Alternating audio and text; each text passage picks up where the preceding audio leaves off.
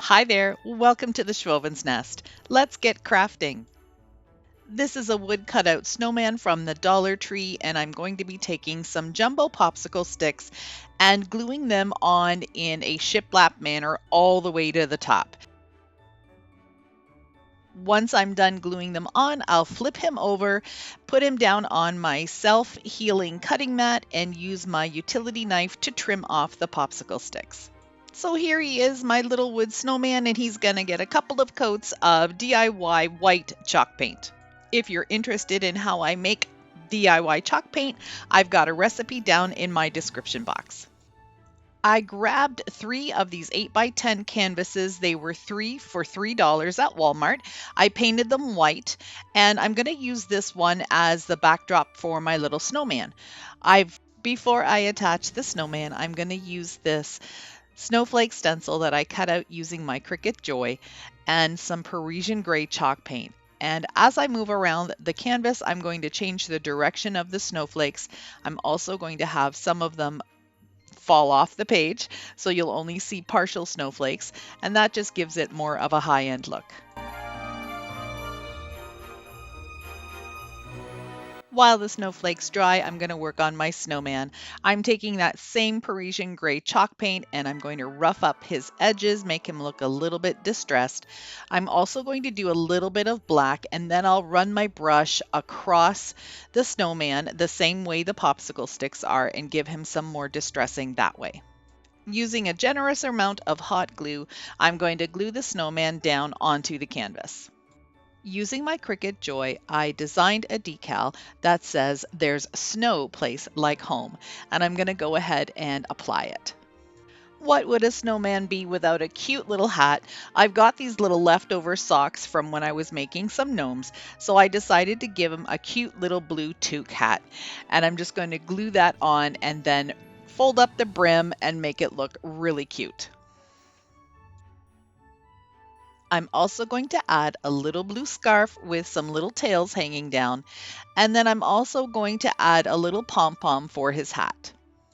Of course, my little snowman needs some buttons, so I'm taking my Craft Smart paint pen and I'm going to draw 3 little black circles down his body. He's also going to get 2 little black eyes, a little black mouth that looks like little coal dots have been put on, and then I'm going to take a burnt orange color and paint on a little carrot nose. I scrounged around in my stash and I came upon this white frame which has a little bit of a blue tinge to it, so I thought it would complement the picture perfectly. It fits in there really well, and I'm just going to take some hot glue and glue the canvas right down to the frame just to make sure that it doesn't move around.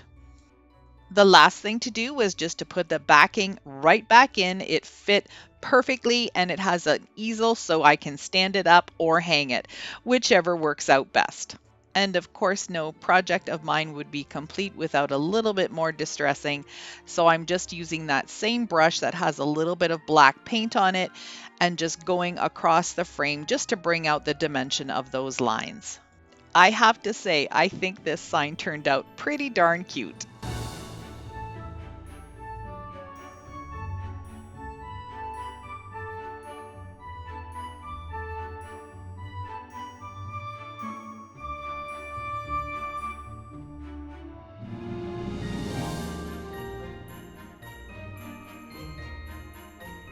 This next project is using a sleigh that I found at the thrift store for $2.99.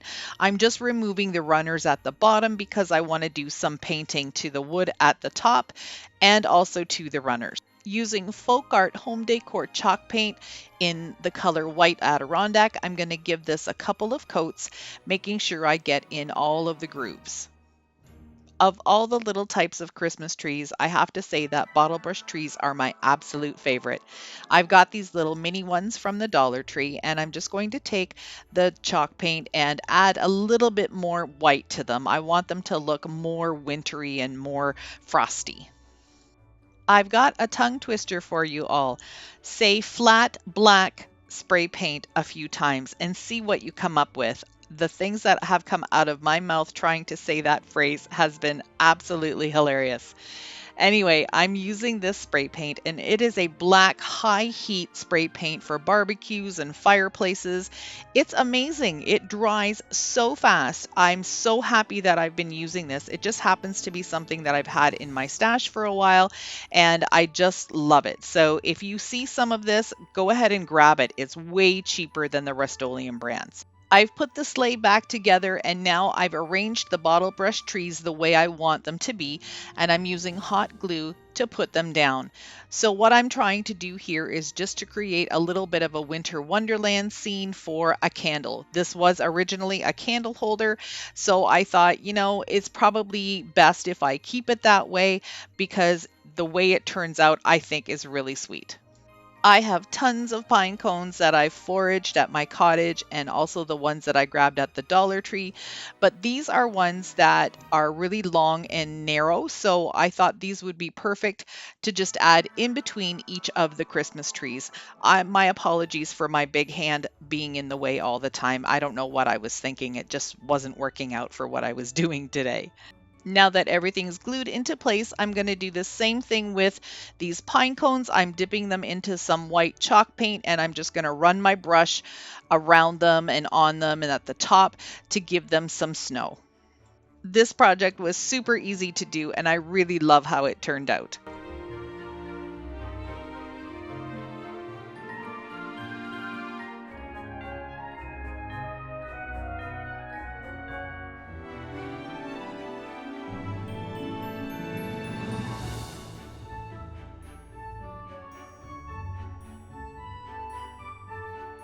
The third DIY I have for you today is using this lid that came from a box. You can see it had some kind of gadgets inside of it. I'm just going to pull out that foam that's there because I don't need it for this project.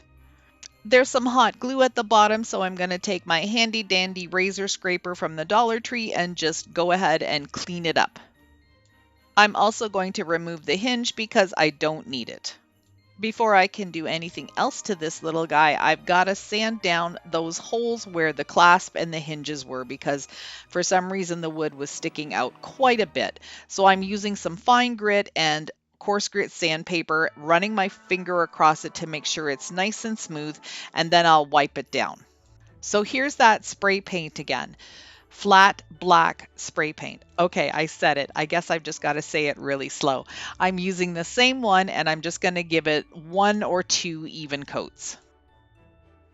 I'm going to create a really low profile greenery arrangement for my dining table, and I'm going to just use a little bit of hot glue just to tack these branches into place. I have a whole bunch of greens left over from different projects, so I'm just going to start layering them and creating something really sweet for my table. So for these smaller pieces, I'm gluing them onto the lip of the little box because I want them to droop down. I don't want to put anything inside the box because then it will stick up. I want everything to kind of be drooping down a little bit. Whenever I'm doing arrangements like this with florals or greenery, I like to use different colors and textures. So I'm using some of this lamb's ear, and I'm going to again glue them down onto the lip of this little lid so they droop down instead of sticking up. The 2 pine stems that I've added into the center just came off of a larger arrangement from Dollarama, and I just pulled them apart and then just hot glued it. So they are sticking up a little bit, but they're still kind of going up and then drooping down. I've got the larger pieces that I wanted, and now I'm going to be taking some of these smaller pine branches and adding them in to fill in the gaps. I'm adding a little bit more of the lamb's ear just to give a little bit more variation in color. And then I'm going to actually have some boxwood, which kind of has a lamb's eared look. And that's going to be my filler piece to get rid of all of that empty space right in the middle. For the remainder of the pieces that I'm going to be adding as fillers, I'm not going to be gluing them in.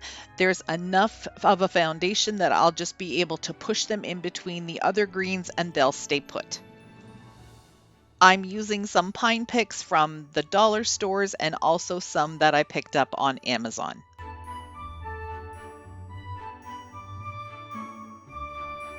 I want this arrangement to last me throughout the winter as well, so that's why I'm not really putting a lot of the Christmassy festive colors in with it.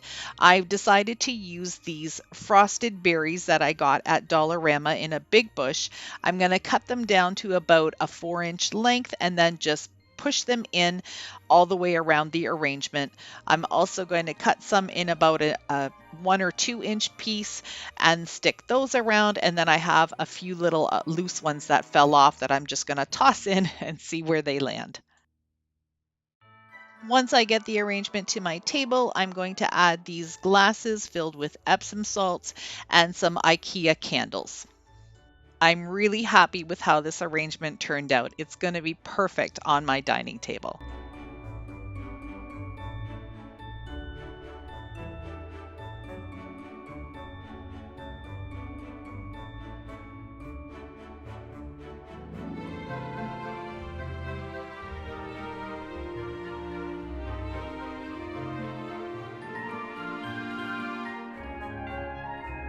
I hope you enjoyed this video today, and if you did, I'd love for you to stick around a while. Hit that subscribe button. The 2 black arrows will show you exactly where to click. Thank you so much for watching straight to the end. I've got one more Christmas video for you before things get changed up. Bye for now.